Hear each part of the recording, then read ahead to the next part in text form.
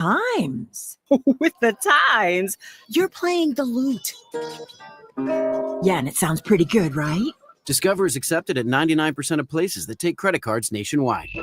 Based on the February 2024 Nielsen report. Here's comedian Howie Mandel for hands-free Cozy Fit Skechers Slip-ins. Yeah, I'm holding a new Cozy Fit Skechers Slip-in sneaker, and first of all, I barely know I'm holding it. It's that light. You see, Cozy Fit is a cool new sneaker where the upper is made of a soft quilted material. It's kind of like a little puffer jacket for your feet, except it looks like a super stylish sneaker. Introducing new Cozy Fit Skechers Slip-ins, the latest comfort creation from Skechers. You can find Cozy Fit Skechers Slip-ins at a Skechers store, Skechers.com, or wherever stylish footwear is sold. Olay Indulgent Moisture Body Wash. It's me, Olay Indulgent Moisture Body Wash. I see those dry elbows, baby. But don't worry, get moisturized right in the shower. So hydrated you can skip the lotion after. Don't want to see it dry no more. Skin so moisturized with body wash. Look at you now. No more dry skin. Your skin gets the moisture it craves with Olay Indulgent Moisture Body Wash.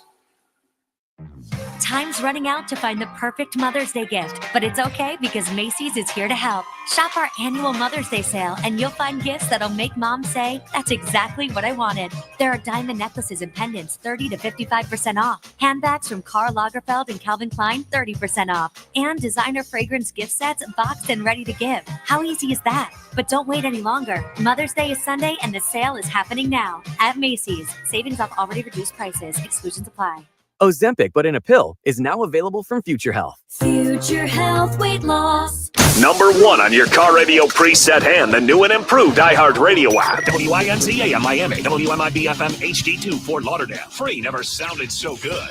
Now, your chance to win $1,000 in bonus bucks. Just enter this nationwide keyword on our website.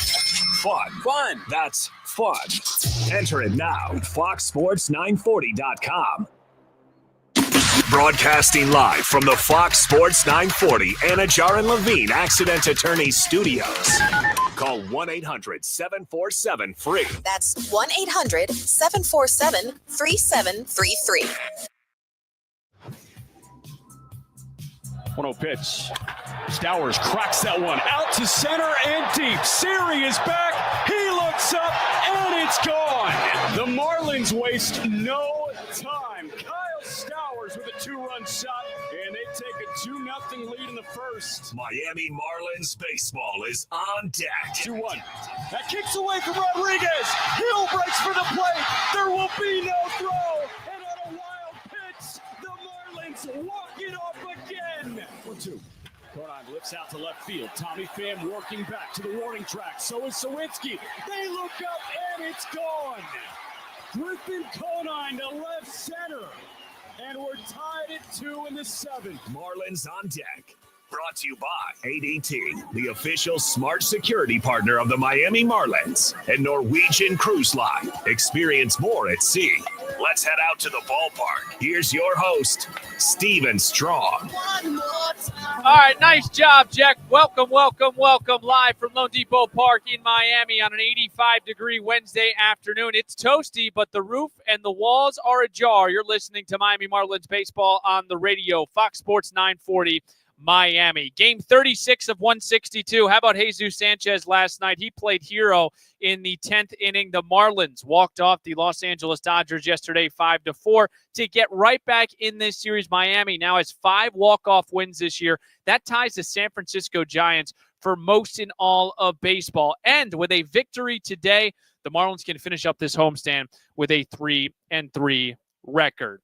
This afternoon, tonight, what are we calling it? 4:40 first pitch. Whatever it is, we're going to bring you game 3 of a 3-game set between the 24-12 Los Angeles Dodgers and your 14-21 Miami Marlins. Valente Belloso takes the ball this afternoon. He'll make his first career start against the Dodgers and his 4th of the season, while Dave Roberts will look to Landon Knack, who was recalled today, and this Dodgers bullpen has been taxed. They've thrown a league-leading 157 innings, hoping that Knack can give them a little bit of a boost this afternoon in Miami. First pitch slated for 4:40 right here on the Marlins Radio Network. What's going on? Welcome in. Thanks for making Marlins on Deck a part of your Wednesday afternoon with Jack McMullen and Rod Allen I am Steven Strom. We will first hear from Valente Bayoso and Jack McMullen. They had an awesome conversation yesterday. Wanted to share that ahead of Game 3. We also have a special guest, Kirsten Watson, sideline reporter for the Los Angeles Dodgers Sportsnet LA. She will join the program as well. We'll get you to the count with Bayoso and Knack, plus a roster move. Jack will jump in for some banter for segment 4, our X-Poll question of the day at Marlins Radio. And, of course, Steve's guarantee to victory. So we had mentioned that Valente Bayoso is slated to start today. It'll be his first career start against these Dodgers. And yesterday, our very own Jack McMullen had an excellent conversation with him in the clubhouse yesterday. Thank you, Steven. Valente, this is start 4 for you in the big leagues this year. Congratulations on getting back. Facing the Dodger lineup, what challenges do that pose that, typically aren't posed in a major league game? Well, are the Dodgers. Everybody is the world champions last year. They have a lineup that is full of all-stars, everybody. But it's the same game. There are humans too, and they miss too. So only keep studying. I think they are really methodical in his way to work, to play. Every at-bat is different. Every pitch is going to be different. And I think it's going to be fun for me. It's first time throwing to the Dodgers. And it's only have fun, do the work, put the team in the best position to win, and I think we're going for a really good outing tomorrow. I think a lot of pitchers would look at this lineup card and maybe view that as a chance to kind of nibble, right? And in the back of your mind say, I got to be really careful with these guys. How do you balance being careful but also sticking to your game and attacking? Yeah, I think the mindset is the same. Keep attacking the zone, keep making swing, keep executing good pitches. I think in this game it's very difficult to have the result that you want. Sometimes you execute and they hit you a blooper and you're mad. Sometimes you throw in the middle and it's a pop fly. So that's part of the game. But if we keep executing, being in a good counts, being ahead of the hitters, and I think the mindset is attack them, no respect. And I think it's going to be a good ball game for me tomorrow, yeah. Valente, last time out for you was against a good Athletics lineup. It's a young and talented lineup. How do you feel like you performed? What did you take away positively and negatively from that one? Well, negatively, I think that second inning overall was a good outing. That second inning that was a little off was a weird outing for me. I think I have a really April month, pitching good here, pitching good in AAA, having a good numbers, attacking the zone. It's only that red outing that always we have, that obviously we want to minimize during the season, have these outings. But I think positive. I think that outing, red outing, stays in only one. Keep moving to the next one. And I think I did a really good job. It's only that second inning that was rough, but it's a really good lineup. I think Oakland, her approach is really swinging, really free swingings. They're only attacking. They don't strike out. They don't walk. So it's a weird lineup. I think we did a really good job. It's only that second inning, yeah. Your numbers were awesome down in Jacksonville, man. What was clicking for you down there that, maybe you had in the big leagues, and then when you went to Jacksonville, what did you really hone in on? Well, I think keep reading the hitters, perfection my type of pitch, that is studying, keep reading the swings, keep reading the foot, eyes, everything. I think if I perfect something like that, I'm going to be better here. Also keep using a little more my fastball. Is going to increase more my swing and a misses on my breaking balls. But everything else is keep the same. I think in this level we only adjust a little bit. No, it's not a huge development. It's only this adjust a little here, maybe the pitch, maybe the location, but everything else is keep the same. Yeah. Valente, man, appreciate it. Best of luck. No, thank you. Appreciate it. Steven. All right, awesome stuff right there. Valente Bayoso and Jack McMullen increasing the fastball, something for to generate that swing and miss on his breaking balls. We saw yesterday the Dodgers were incredibly aggressive against Cal Quantrill earlier in the count. Of course, every day is different, but Valente Bayoso looking to give the Marlins a solid start this afternoon. And if he does so, the Marlins can capture a victory and head off to Chicago with a 3-3 homestand, of course, dropping 2 out of 3 against the Athletics, but then to respond back and possibly take 2 out of 3 against the defending world champions. That would be sweet. Coming up next, Kirsten Watson of Sportsnet LA helps us preview Game 3, series finale right here from Lone Depot Park on the Marlins Radio Network. I think they're sick. I like the colors, like I just said. The teals, I think that's Miami baseball. That's Marlins baseball. The pink's a nice little touch. That logo, this logo, I think that might be the best one that we've had in maybe ever, in my opinion. So I wish we would use it more. And I wish we'd bring back the teal full time, but beggars can't be choosers. But it's overall really cool. I love it. Yeah, I think the colors are cool. The design, the meaningful design behind the music scene in Miami is a pretty cool touch. I feel like they're not too different from our normal uniforms, but they have just enough flair to draw a crowd, hopefully, and feel cool wearing them. I like them. I'm a big fan of highlighter colors. I love the bright blue and the bright pink. That's what I got for you. You guys are the first team in Major League history to have an area code donned on your cap. What do you think about that? It's a unique touch, I think. Everyone knows Miami is the 305, Pitbull, the music industry, which is what the jerseys are pretty much themed from, and the history behind the Marlins organization, the 2 World Championships. It's cool, and there's so many different things to do in Miami. There's so many different people. It's a community that brings everybody together, and I think that's what the jersey is really about. I love it. I think that's kind of synonymous with what people think of when they hear Miami. Pitbull really did a good job. We said the same thing. Yeah. I think everyone knows what the 305 is, so I think it's a cool hat. If you had to take any fashion advice from your teammates, who would be the guy you take some fashion advice from? Yeah, probably Connor Norby. Yeah, I'd say more of like the reverse of what he does. Don't do that. Thanks for the time. Hoffman.com. Let's win this together.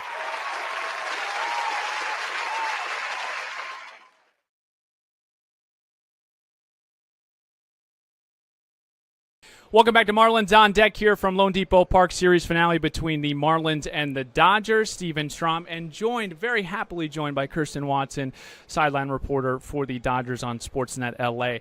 Is it weird still seeing Clayton McCullough on the other side, Kirsten? You know what? It is a little weird sometimes, but we're also excited for him. For him to have this opportunity to manage the Marlins is incredible. He is such a passionate and committed coach. Just watching him and the work he was doing with the Dodgers at first base, the relationships that he built with the players. I mean, him and Shohei Ohtani, they have a really good relationship. And so when you see that and you're seeing it every day, seeing him now in a manager position, it makes complete sense. And even the success you guys have been having, we're still very early in the year, but to be at the top of the league when it comes to walk-offs, things like that, it's clear that he's been, a great benefit, and I hope that, the players really enjoying being coached by him. One of the coolest parts about our job is getting to know these people from a human's perspective, the players and the coaches. What kind of relationship did you have with Clayton McCullough? I had a really good one. So I will say on getaway days, we typically interview coaches, and so Clayton was he sat right in quite a bit. So he's wonderful, and I had the privilege of getting to know his wife Jill and their 3 kids. His oldest daughter Carson, is my little twin, to be honest. We are attached at the hip, so even when I got here, she had to come early to the field with her dad, and they walked over and immediately got to come and say hi to me. They've come ahead of every single game to come and wave to me during the pregame yesterday. They saw me and Shohei together, so,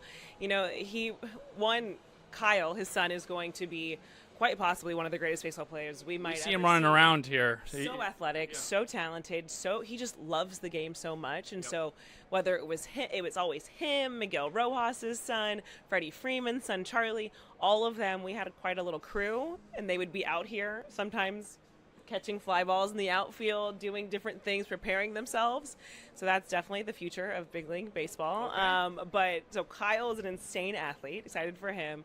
I hope that one day Carson wants to be a reporter like me. I'm hoping I can inspire her because she is the sweetest little thing. And Quinn is just going to take over the world. Right now, very into karate, I still believe. So insanely athletic. He spent the off day. I think she earned a new belt or something like that. Yep. So incredibly athletic family. And I'm just... They're so kind and so sweet and so kind. They used to write me little notes during the season, and I love it. I think Kyle caught a ball during spring training. I think so. I'm getting the head nod from Jack, so I can confirm. Future big league player. Probably, listen, whether it's like Dino Ebel's kids who are probably going to be first-round draft picks here coming soon, go down a generation, this group is going to be insane athletes. Kirsten Watson with us now on Marlins on Deck. Last one for you. You got a chance to chat with Dave Roberts today. This bullpen has been taxed, and we are going to see Landon Knack, who was recalled. What can we expect? Probably in a spot where they need some length. Yeah, that's going to be the biggest thing. He's going to have to find ways to be effective early in this one, just controlling the strike zone. Landon is someone who's built up. I think realistically, though, we'll see him around that 75 pitch count range in AAA. He was able to get through 7 innings in a start, but obviously the big league level is a little bit different. He hasn't gotten through 5 with the big league club. The hope is really just that. If he can be efficient in this one, if he can give the group some length. They have a few arms that are going to be available. They definitely want to stay away from quite a few, but the Dodgers are also looking to win the series. And so hopefully our offense can give Landon some run support, which means we're beating up on you guys, so I apologize. Respectfully, it's okay. Roof open, in or out? I really like it. So I know you're an Orlando gal, but I've never experienced Lone Depot Park with the roof open. Very cool. I'm thrilled, but I will be honest, I've had mixed reviews from some of the players. Some are like, they're like, but you're in the shade. It's beautiful. And I'm like, you guys feel that breeze coming through? And they're like, in the outfield, we'll be in the burning sun. So I've had mixed reviews. Some guys are a little nervous the ball is going to play a little different, especially like for most of our outfielders were saying that. Yeah, we'll see, but I do think it's beautiful, and if that's what counts for me. Kirsten, thank you so much for the time. Thank you, as always. I appreciate it. All right, coming up next, we'll get you at the count with Landon Knack and Valente Belloso. Back in 2 minutes on the Marlins Radio Network. Kyle. First pitch. Stowers hits it out to left center. Soderstrom on the move. That is back, and it's gone! To left center field, a walk-off grand slam for Kyle Stowers. And off the Reaper, the Marlins come back and win it. Through 8 games as an Athletic, Paredes 4 for 20, and that one is and through. That's hit number 5. They're sending Urshela around third. Dane's throw coming home up the third base line a little bit, but Fortes, the catcher, dove and swiped the tag on Urshela's shin as he sprinted by. Yeah, I think pulling the ball in the air, hitting the ball in the air a little more than I have in the past in general, not just pull side, but that pull side ball in the air rate is good for me. That's showing me that I'm in a position to do some damage. I'm not being passive, not getting B swings off up at the plate. So as long as I'm ready to hit and on time for the fastball, that's usually when I'm at my best. So if I'm in my hitting position on time, I'm able to hit those pull side fly balls. So I think that helps a lot. Gold standard of that might be on the other side right now, but Norby rips one into left field. That drops in for a base hit. That stung and pulled by Norby. Wagaman comes in to score, and the Marlins on the board. An RBI single from Connor. It's 6-1 in the 6th. Masterminds behind it? Nope. We got him. Yeah, we do. 1-1 pitch. That one hit high in the air, out to left and deep. Conforto is back, and that's a get-right swing for Agustin Ramirez. He was a little cold, but a big swing from the rookie catcher is a 3-run shot. And all of a sudden, it's a 3-run game. The Marlins Radio Network. All right, great to have you aboard on a Wednesday afternoon. Final game of this homestand for the Miami Marlins. Entertaining, gutty. Some of the words I would probably describe yesterday's victory over the Los Angeles Dodgers 5-4. Jesus Sanchez walked it off. It's the 5th walk-off for the Miami Marlins, and we are ready and pumped up to give you Game 3 series finale. A win today would give them a 3-3 homestand. I'm Steven Strom. Hello. Welcome in. How are you? Everyone's good. Thanks for hanging out with us. Jack McMullen, Rod Allen. Those two have your call at 4:40. Weird start, obviously, the 4:40. Usually getaway days are 1:40 or 1:10, but here we are with the off day tomorrow in Chicago. Landon Knack and Valente Belloso will go opposite of each other.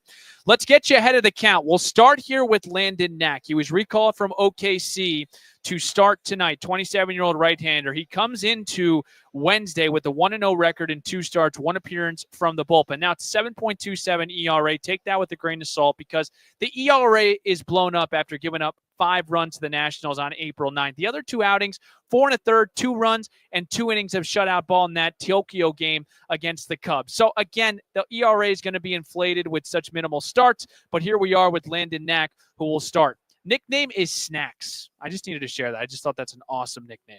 He last pitched on Thursday in AAA for Oklahoma City, 4 1/3, 4 hits, 3 runs, 8 punch-outs. He throws a 4-seamer, a changeup, a knuckle curve, and a slider. Big thing for the Dodgers today. They come into Wednesday afternoon leading the majors in bullpen innings pitched, 157.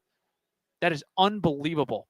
The next one in line, the Miami Marlins at 148 2/3. So I'm sure Dave Roberts hoping for some length out of Landon Knack. Knack will go opposite Valente Belloso. You heard him in the first segment with Jack McMullen. Great conversation there. 25-year-old right-hander from Mexicali, Mexico will make his 4th start of the season. He comes into Wednesday with an 0-2 record, a 4.97 ERA over 12 2/3. He did lose on Friday against the Athletics. He allowed 5 runs on 4 hits. He walked 4, which was very uncharacteristic of Belloso. He also just got 3 whiffs on 87 pitches. His other 2 starts, so outside the Athletics, he allowed just a run against the Mets and the Phillies. Granted, they weren't more than 5 innings, but nonetheless, the thing about Valente Belloso that I'm sure this organization loves, he gives you a chance to win. This will be the first time Augustin Ramirez will catch him in the big leagues. They did catch each other in AAA Jacksonville when they did pitch in a game together. So Landon Knack goes opposite Valente Belloso. We'll break here. Coming up next, the one, the only Jack McMullen joins me on the Marlins Radio Network. Visit me. In the heart of Miami, there's an energy that runs through these streets. It connects us all. This is where South Florida comes together and the whole world is invited. A city where new horizons blend with retro flair. It's where transformation can happen overnight and championship stories unfold, past, present, and future. The love for baseball and the mix of cultures create a rhythm that's loud and proud. And this jersey is woven with the threads of our past, infused with the teal of our legacy, and accents of pink like bright lights that paint an electric glow in the city where the party never ends. This gear is a symbol of who we are, bold and united. It's a blend of history and hope, tradition and innovation. Together, we'll take the field. Together, we'll write the next chapter.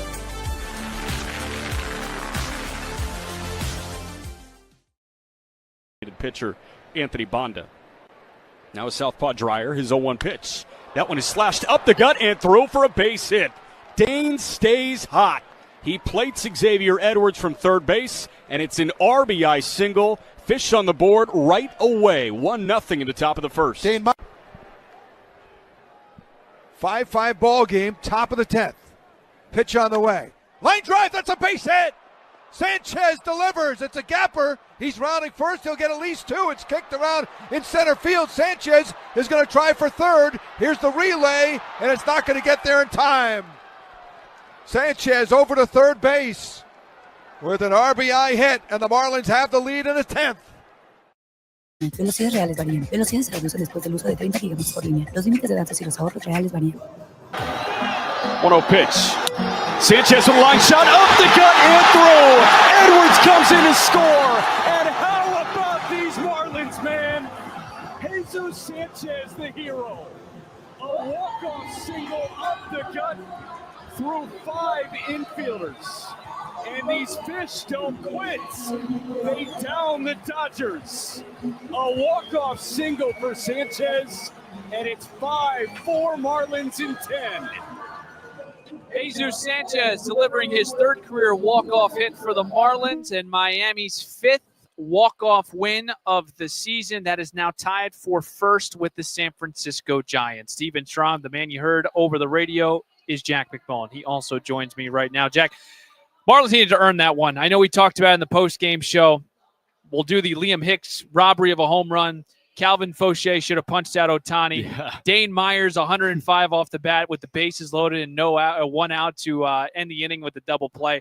This was a gutty win last night. I'm not much of a takes guy, but can I give you a take? Sure. Aside from opening day, game of the year?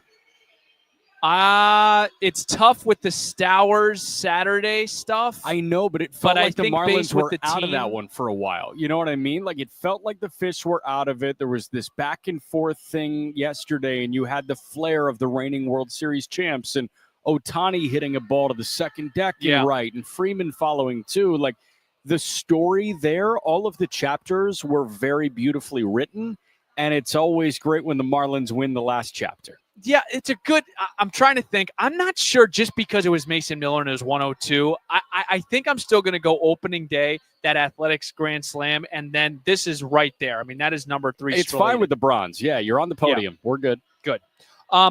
Interesting, I think, today for a manager because we've talked about how much the Dodgers have utilized their bullpen. I have the number for you. They are number 1 in baseball with 157 innings pitched this season. Yeah. Landon Knack up here. Do the Marlins change their approach as far as let's make Knack throw as many pitches as he can so we can get into that bullpen? No, because if Knack is throwing a lot of pitches, that means that he's getting 5 or 6 innings deep, and you never want to see a pitcher get 5-6 innings deep. Like, the whole name of the game is ambush whoever you got. So the difference is, okay, with a guy like Dustin May on the hill last week in Los Angeles, or when the Marlins are seeing an ace, they know that opportunity to ambush may not come in the first. It may come in the 7th when he's out of the ball game. And those are the guys that you want to try and get out of the game by forcing him to throw a bunch of pitches. With a guy like Knack, and frankly, with the firepower and the horsepower in that Dodger bullpen, Knack might be your best shot. Like, if the Marlins are going to win this ball game, it might be in the front third of the game. You want to jump on guys, and Knack presents an opportunity to jump on him. The changeup is really good, and he has like a cutter and a slider that he can go to as well. The fastball's really not good. No, so you want to jump on Landon Knack's heater. Let's hope the Marlins can do that. Yeah, opponents hitting .313 against that four-seamer. And again, it's such a small sample size. He's had 2 starts and an appearance. Other side, Valente Belloso. You had an awesome conversation with him. We played that in segment 1, actually. Feels like he wants to increase that fastball to generate more swings and misses on those breaking balls. But what was your keynote from your conversation that you took away from Valente Belloso? I think it's the balance of the way that he can respect this Dodger lineup and also attack this Dodger lineup, because it's a tightrope act that he has to pursue. He's like one of the Wallenda brothers here. Do you get that shout? Do you know who the Wallendas are? No. Okay, they're the tightrope family. Everybody does the tightrope in between buildings and all that stuff. Now I understand your analogy. Yeah, there you go. It's a tightrope act with Belloso here, and you toe the line between acknowledging that you can't throw Shohei Ohtani a cookie and also not walking him 3 times in this start, not walking Freddie Freeman 3 times, but also not throwing him a cookie. So I think the way that he kind of goes into this one mentally and emotionally, getting prepared to see some of the biggest names in all of baseball, it was fascinating and just refreshing to hear from a guy who doesn't throw 99. Like, he's going to go out there, he's going to throw 90, and he's going to compete by executing better than you can. Now, was yesterday more of a Cal thing on how aggressive they were, especially on first pitches? I think Cal's cutter was really good yesterday. I think that is the thing that went underappreciated. We talked about Quantrill. We talked about him yesterday on the 10th inning show and said, hey, this guy put together a really solid start. Okay, the answer, the question is how? How did he put together that solid start? And the answer for me is a simple pitch. It's cutter. Usually we see him go splitter, and then it's splitter, curveball, four-seamer, and then use the cutter as a taste breaker. That time, the cutter was his go-to pitch, and that was his fastball yesterday pretty much. He did not throw many four-seamers or sinkers whatsoever, and the four-seam sinker is about 93, 94. That cutter was 88, 89, and that was the pitch to help get these guys off the split. All of these guys were sitting splitter yesterday, and the cutter was executed perfectly. Yeah, Cal was fire yesterday. We'll see here if Valente Belloso can give the Marlins a good start tonight. It's really interesting. It doesn't feel like it, Jack, because they lost 2 out of 3 to the Athletics. But a win here tonight, you have a 3-3 homestand, and all of a sudden you feel good going into Chicago with an off day. So excited for tonight. Excited to hear you and Rod at 4:40. I do want to give you a roster update. I was supposed to do that in segment 3. Cade Gibson, Jack. How about that? Awesome outing from him in Philadelphia back on April 20th, 2 1/3 of scoreless, and the Marlins ended up winning that game in Philly 7-5. George Soriano option to AAA Jacksonville. So those are your 2 roster moves. We'll break here. I might have Jack on for Jack's Guarantee because I'm kind of struggling to figure it out. So stick with us. Jack's Guarantee, X-Poll question, and then we'll play some baseball right here on the Marlins Radio Network. Kyle. First pitch. Stowers hits it out to left center. Soderstrom on the move. That is back, and it's gone to left center field. A walk-off grand slam for Kyle Stowers. And off the Reaper, the Marlins come back and win it. Through 8 games as an Athletic, Paredes 4 for 20, and that one is and through. That's hit number 5. They're sending Urshela around third. Dane's throw coming home up the third base line a little bit, but Fortes, the catcher, dove and swiped the tag on Urshela's shin as he sprinted by. Yeah, I think pulling the ball in the air, hitting the ball in the air a little more than I have in the past in general, not just pull side, but that pull side ball in the air rate is good for me. That's showing me that I'm in a position to do some damage. I'm not being passive, not getting B swings off up at the plate. So as long as I'm ready to hit and on time for the fastball, that's usually when I'm at my best. So if I'm in my hitting position on time, I'm able to hit those pull side fly balls. So I think that helps a lot. Gold standard of that might be on the other side right now. But Norby rips one into left field. That drops in for a base hit. That stung and pulled by Norby. Wagaman comes in to score, and the Marlins on the board. An RBI single from Connor. It's 6-1 in the 6th. Masterminds behind it? Nope. We got him. Yeah, we do. 1-1 pitch. That one hit high in the air, out to left and deep. Conforto is back, and that's a get-right swing for Agustin Ramirez. He was a little cold, but a big swing from the rookie catcher is a 3-run shot. And all of a sudden, it's a 3-run. I'll choke you, but I ain't no killer, baby. Download the iHeartRadio app and listen to every Marlins game. Make Fox Sports 940 the top preset. Welcome in. Marlins on deck on this Wednesday afternoon. Roof and walls ajar, 85 degrees. It's beautiful out here, of course, in the Magic City. Steven Strom, Jack McMullen, Rod Allen. Let's get to our X-Poll question of today at Marlins Radio. What team is tied for the most walk-off wins in the league? The Marlins tied it up yesterday with their 5th. Who is that team? It is time for Steve's Guarantee. Batter up. Batter up. Let's play some ball. First pitch is moments away. Time now for Steve's Guarantees. I'll share mine very quickly before we get to McMullen's Man of the Hour. I like Agustin Ramirez to have an extra base hit tonight. He's got 10 of them, and this is a guy in Landon Knack that throws the fastball at 45% of the time. He also has struggled league average against his fastball, and again, it's only been 3 starts, is above 300, so I like this matchup for Agustin. Jack McMullen, Man of the Hour. Yeah. What do you think? Valente. Really? Yeah, I look up at you, not forgetting that I was on camera for this one. I've got Valente, and here's why. To beat the Dodgers, I think you have to win the guessing game sometimes. It takes a lot mentally to beat the LA Dodgers, and you're not going to beat them with ability alone.